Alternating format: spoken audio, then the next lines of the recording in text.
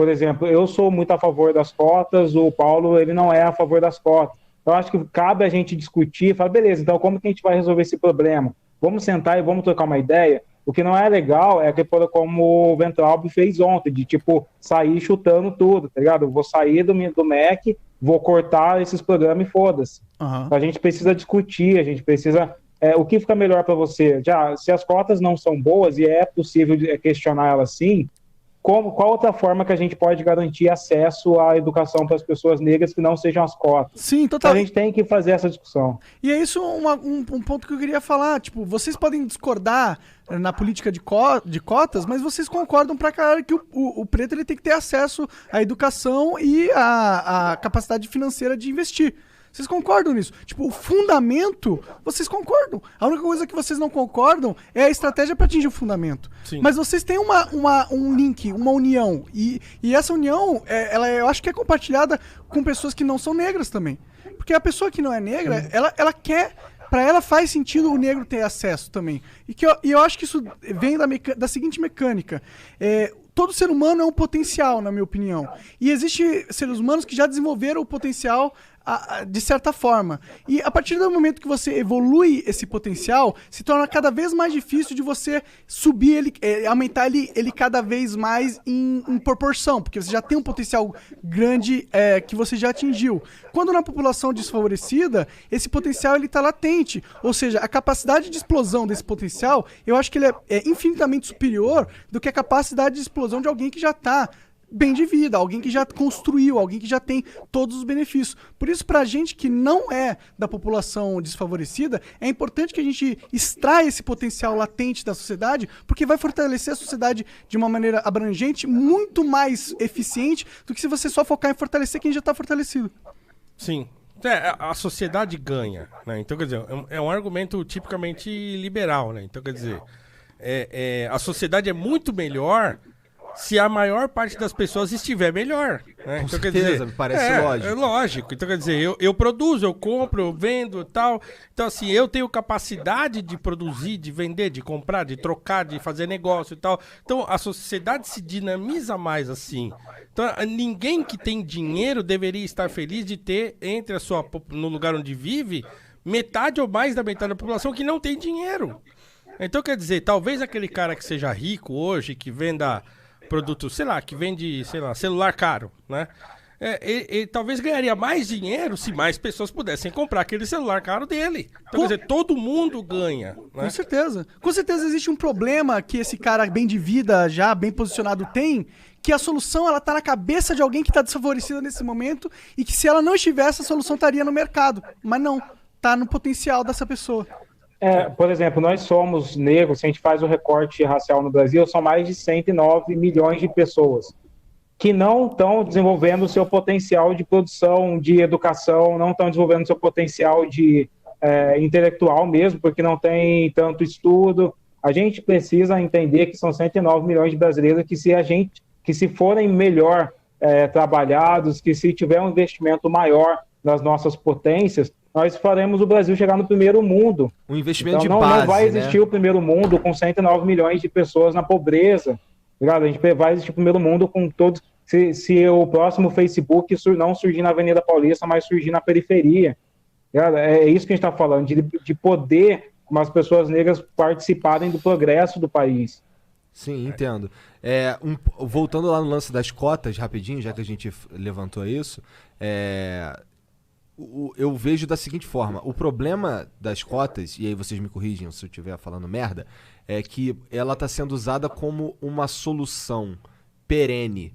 Então, assim, eu penso que se a gente pegar, se as cotas fossem assim, ó, vamos fazer um paliativo aqui, bota cota, mas a gente investe pra caralho aqui na base. Investe na base, que aí daqui a 10 anos a gente não precisa mais de cota. Mas não é isso que tá rolando. Ou é? Não é isso que eu vejo. Mas olha, fala aí, porque eu já falei isso. Então, eu acho que o problema das cotas é porque a gente precisa questionar elas, sim. O problema é que o governo que entrou agora, o Bolsonaro, eles não querem questionar, eles querem acabar. Porque é natural, por exemplo, a política de cotas do PT deu acesso a muita gente à educação. Eu sou uma dessas pessoas. mas isso não resolveu o problema da população negra continuar na pobreza. Aham. Então, chegaria um momento que a população negra falou, beleza, a gente está na faculdade, e aí? O que mais que vai ter? É isso aí. Ligado? A gente não pode ficar nisso. É isso aí. Então, essas discussões devem ser um passo, como o Luther King diz, você não precisa ver a escada inteira, você só precisa ver o próximo passo. Pode crer. E é quando você fecha os olhos da parada, fala, não quero saber de cotas, você impede que a gente olhe para o passo adiante e você está retroagindo. Entendi. É, entendi. então, por isso que, assim, sempre quando me perguntam sobre isso, o meu questionamento, eu volto para a educação básica, que é onde eu tô, né? Onde eu tô trabalhando. Então, assim, eu acho que educação, como eu já falei aqui para vocês da outra vez, a educação é um processo integral, demorado, né? Que toda criança deveria ter possibilidade de desenvolver. Então, você pega aquela criança da periferia, por exemplo, que vive numa situação de mais vulnerabilidade. Cara, essa criança precisa muito ter uma educação boa de maneira integral, desde o primeiro ano. Então não adianta você pegar essa criança, família disfuncional e não sei o que, começa a trabalhar cedo e tal, e vai aos trancos e barrancos, aí chega lá na frente, ela faz uma faculdade. Então, pra mim, ela vai fazer, tal, talvez se forme, talvez arrume um emprego até.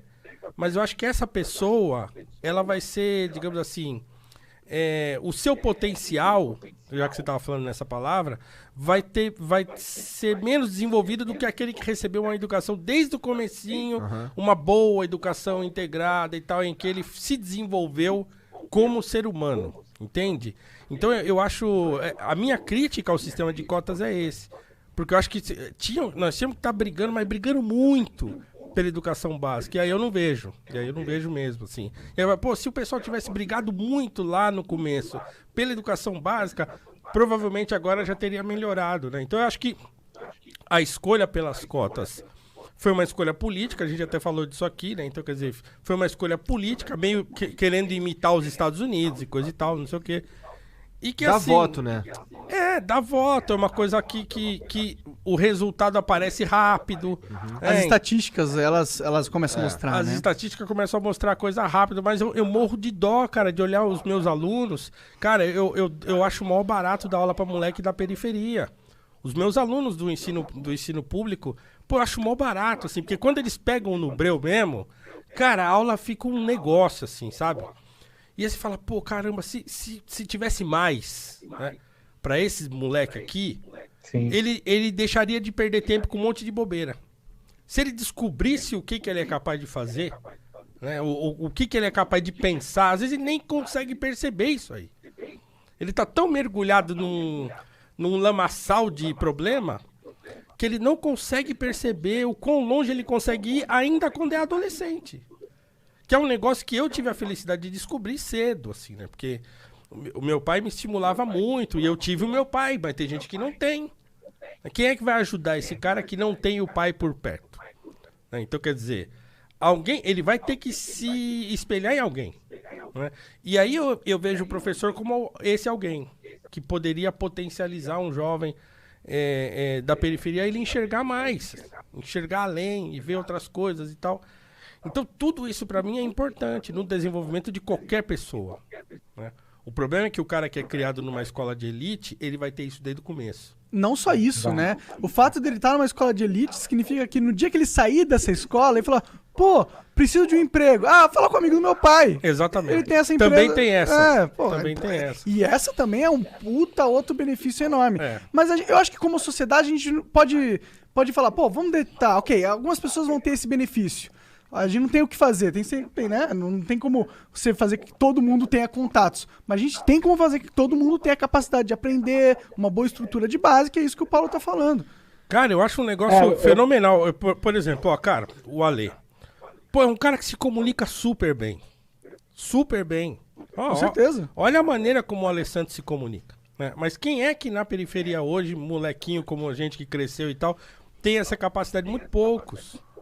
Muito poucos, assim, eles nem acreditam nisso, né? Ou nem estão prestando atenção nisso. Né? Eles nem estão prestando atenção que é possível e que isso é importante. Eu lembro que eu e meus irmãos, a gente brincava, eu sou um cara de uma família de 4 irmãos, um falecido já, infelizmente, o Carlos. E de 4 irmãos mais velhos, porque eu nasci 10 anos depois do Adilson, que foi o último. Então, quando eu tinha 10, o Adilson já tinha 20, o Carlos já tinha 21 e o Mário 22. Eles Então teve uma escadinha e depois aí, um salto. Depois uma raspa do tacho, como diz minha mãe. Então, assim, mas era legal, porque uma época a gente brincava muito, eu e o meu irmão Mário mais velho, assim, eu tive épocas de ser ligado a cada um dos meus irmãos, assim, né? O Carlos foi o que me criou na primeira infância, depois eu comecei a trabalhar junto com a Adilson, porque ele que me arrumou o primeiro emprego, e depois o Mário foi um cara que eu saí muito na noite e tal. E aí o Mário falava assim, a gente ficava brincando às vezes em casa, falava, meu, aqui é o seguinte, a gente pode não ser bonito pra caramba, né, pra disputar aí e tal com os bonitões, mas se der atenção pra nós, velho, já era, né? Porque a gente sempre soube conversar, né? E assim, era aquele negócio que a gente comentava também assim, qualquer pessoa, qualquer mulher que namore com um de nós e que conhece a nossa família, ela nunca mais quer sair. Nunca mais ela quer sair, porque o ambiente da nossa família sempre foi bom, a gente sempre conversou muito, a gente tem muita amizade, então não tem briga entre nós e tal. Então assim, mas é uma felicidade que não é de muitos, entende?